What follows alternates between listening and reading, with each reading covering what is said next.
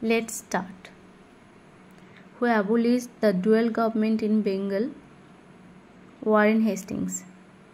The first Factory Act was passed by Lord Ripon in 1881.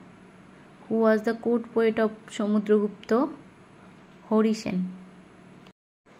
Who wrote Kitabul Rahla? Ibn Battuta. Alexander stayed in India for 19 months. Who was the founder of Nanda dynasty? Mahapadmananda. When was Ramakrishna Mission founded?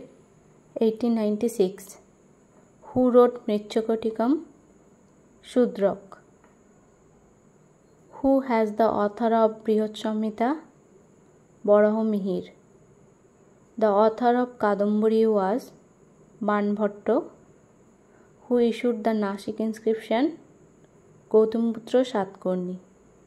Who passed the Arms Act? Lord Lytton. Who was known as the liberator of the press? Metcalfe. Who was known as Master the? Surya Sen.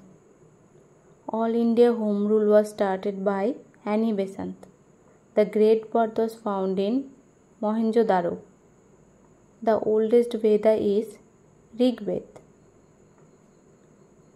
Baburnama was written by Babur.